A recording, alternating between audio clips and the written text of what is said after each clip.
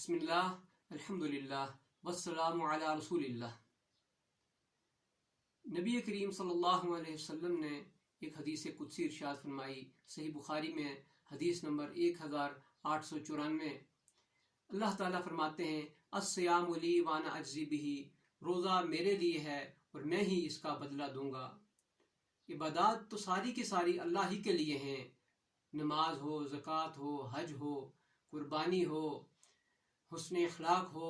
کسب حلال ہو، یہ ساری عبادات ہیں۔ ساری عبادات تو اللہ ہی کے لیے ہوتی ہیں، مگر یہاں پر روزے کو خصوصی طور پر اللہ نے اپنی طرف منسوب کر کے اس کی اہمیت کو اجاگر کیا ہے۔ اور دوسری بات یہ فرمائی کہ اس کا اجر میں خود دوں گا۔ اب اجر باقی عبادات کا بھی اللہ تعالیٰ خود ہی دیتے ہیں، مگر رمضان کے بارے میں، اس روزوں کے بارے میں کہا کہ اس کا اجر میں خود دوں گا۔ تو یہ اجر اللہ تعالیٰ کتنا دیتے ہیں، اس کی وضاحت کے لیے اللہ تعالیٰ نے قرآن پاک کے اندر فرمایا فمن جاء بالحسنۃ فلہ عشر امثالھا، کہ جو بھی نیکی لے کر آئے گا تو ہم اس کو 10 گنا دیں گے۔ اور صحیح مسلم کے اندر حدیث آتی ہے، نبی کریم صلی اللہ علیہ وسلم نے ارشاد فرمایا، یہ بھی حدیث قدسی ہے کہ اللہ تعالیٰ فرماتے ہیں کہ میرا بندہ جب کوئی نیکی کا ارادہ کرتا ہے تو اب اس پر عمل پیرا نہ بھی ہو تو میں اس نیکی کو صرف ارادے کی بنا پر لکھ دیتا ہوں، اور جب وہ نیکی پر عمل پیرا ہوتا ہے تو پھر میں اس کو 10 گنا سے لے کے 700 گنا تک لکھتا ہوں، اور جب کوئی برائی کرتا ہے تو پھر اس میں ایک ہی برائی لکھتا ہوں۔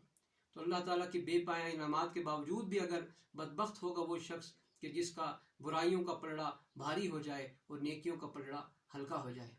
تو بہرکیف اللہ تعالیٰ نے اپنی نیکیوں کے ثواب کے حوالے سے جو مقدار بتائی ہے وہ ہمیشہ کم سے کم بتائی ہے کہ کم سے کم اتنا تمہیں ثواب ملے گا، 10 گنا سے لے کے 700 گنا تک، اور بعض روایات میں آتا ہے کہ اس سے بھی بڑھا دیا جاتا ہے۔ بعض نیکیوں کے بارے میں فرمایا کہ بغیر حساب، بغیر کسی حساب کے اللہ تعالیٰ نیکیاں دے گا۔ تو اللہ تعالیٰ نے کم سے کم بتایا۔ دنیا کا یہ اصول ہے کہ ہم کسی کو انعام دینا چاہیں، اکرام دینا چاہیں تو ہم زیادہ سے زیادہ کا تعین کرتے ہیں کہ جی 1 لاکھ انعام دیا جائے گا، 1 کروڑ دیا جائے گا، 1 ارب روپیہ دیا جائے گا، کیونکہ ہم اپنے بجٹ کو مد نظر رکھتے ہیں کہ بجٹ ہمارے پاس کتنا ہے، اس حساب سے ہم انعام دیتے ہیں۔ مگر اللہ تعالیٰ کے ہاں نہ کسی بجٹ میں خسارے کا کوئی اندیشہ ہے، نہ اللہ کے خزانوں میں کسی کمی کا اندیشہ ہے، تو اللہ تعالیٰ اپنی شان کے مصداق پھر انسان کو اجر دیتے ہیں۔ اور رمضان کے بارے میں امام ابن جوزی رحمۃ اللہ علیہ کہا کرتے تھے کہ رمضان کے مہینے کی مثال ایسے ہی ہے کہ جیسے یعقوب علیہ السلام کے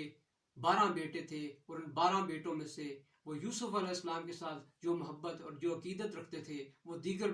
بیٹوں کے ساتھ نہیں تھی۔ تو اللہ تعالیٰ کی بھی بالکل اسی طریقے سے دیگر 12 مہینوں میں سے جو رمضان کے ساتھ خصوصی تعلق ہے وہ باقی مہینوں کے ساتھ نہیں۔ اور جیسے اللہ تعالیٰ نے یوسف علیہ السلام کی دعا کے اوپر باقی سارے بھائیوں کو معاف کر دیا، اسی طریقے سے اللہ تعالیٰ اس رمضان کی برکت سے انسان کے باقی 11 مہینوں کے گناہوں کو معاف کر دیتا ہے۔ تو اس لیے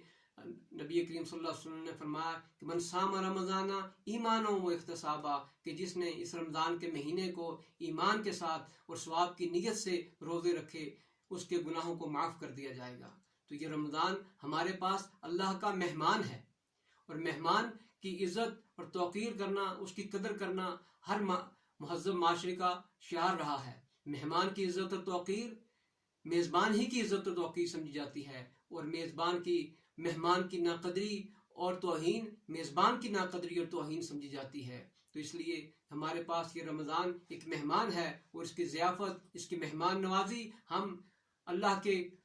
عبادات کے ساتھ، نمازوں کے ساتھ، تلاوت کے ساتھ، ذکر اذکار کے ساتھ، صدقات خیرات کے ساتھ ہم کر سکتے ہیں۔ ہمیں چاہیے کہ ہم زیادہ سے زیادہ اس اللہ کے مہمان کی ضیافت کریں اور اپنی آخرت کے لیے